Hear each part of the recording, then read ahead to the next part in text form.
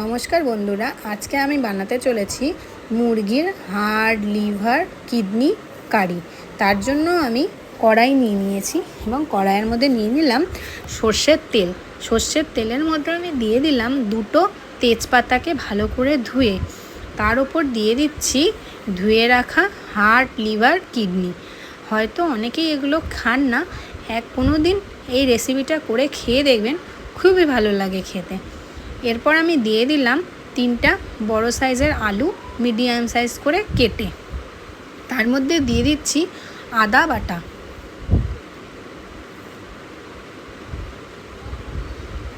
আমার কাছে আদা বাটাটা একটু কম ছিল বলে আমি আদা গ্রেট করে কিছুটা দিয়ে দিয়েছি। এবার এর মধ্যে দিয়ে দিচ্ছি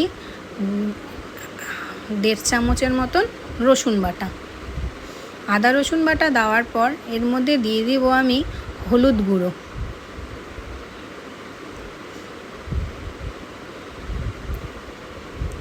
তারপর দিচ্ছি পরিমাণ মতন নুন। নুনটা আপনারা পরিমাণ মতন দেবেন।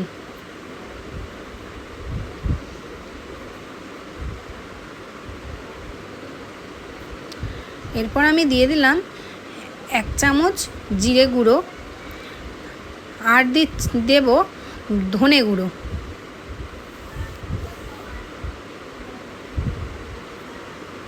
জিরে ধনে গুঁড়ো দেওয়ার পর দিয়ে দেব আমি লঙ্কা পাউডার। এটা কিন্তু ঝাল লঙ্কা পাউডার, কাশ্মীরি লঙ্কা পাউডার নয়। এবার আমি দিয়ে দেব এর মধ্যে অল্প করে মিট মশলা। এর মধ্যে আমি দিয়ে দিচ্ছি কিছুটা পরিমাণ কাঁচা লঙ্কা আর কাঁচা পেঁয়াজ। পেঁয়াজটা আমি একটু বড় বড় করে কেটে দিয়েছি আর লঙ্কাগুলো হাফ হাফ করে ভেঙে দিয়েছি। আমি যেহেতু একটু ঝালটা বেশি খাই, তাই লঙ্কার গুঁড়ো দেওয়ার পরেও অনেকটা কাঁচা লঙ্কা দিয়েছি। আপনারা চাইলে একটু কম দিতে পারেন। এবার আমি খুব ভালোভাবে এটাকে নেড়ে চেড়ে নেব। এটাকে এত ভালো করে নাড়াচাড়া করতে হবে যাতে সবগুলো লিভার, কিডনি, হাড়ের মধ্যে মশলাগুলো সুন্দরভাবে লেগে যায়। খুবভাবে নাড়াচাড়া করার পর আমি গ্যাসটা জ্বালিয়ে দিলাম। এবার আমি ঢাকনা দিয়ে ঢেকে দিলাম। 5-7 মিনিট ঢাকনা দিয়ে ঢেকে রাখার পর খুলে দেখলাম, দেখুন কিছুটা জল বেরিয়ে এসছে। এবার আমি আবার খুব ভালোভাবে নাড়াচাড়া করে নেব। নাড়াচাড়া করে আমি আবার এটা ঢেকে দিচ্ছি।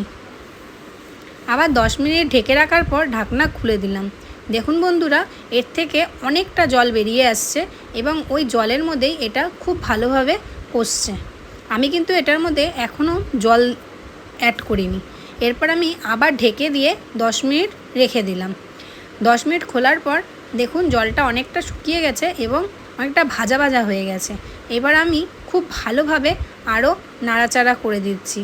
নাড়াচাড়া করে এবার আমি আবার এটাকে ঢেকে দেব। আবার 10 মিনিট ঢাকনা ঢেকে রেখে খুলে আবার নাড়াচাড়া করছি। ভিডিওটি ভালো লাগলে একটা লাইক, শেয়ার এবং সাবস্ক্রাইব অবশ্যই করে দেবেন। আর হ্যাঁ, বেল বাটনটা টিপতে ভুলবেন না, যাতে আমার ভিডিও সবার আগে পৌঁছে যায় আপনাদের কাছে। এটাকে এবার ঢাকনা খুলে রেখে আমি খুব ভালোভাবে 10 মিনিট কষিয়ে নিলাম। এবার কষানো হয়ে আসলে এর মধ্যে অল্প করে এই 1 কাপের মতন জল দিয়ে দিলাম। এই জলটা দেওয়ার পর আমি আবার খুব ভালোভাবে নাড়াচাড়া করে কষিয়ে নিচ্ছি।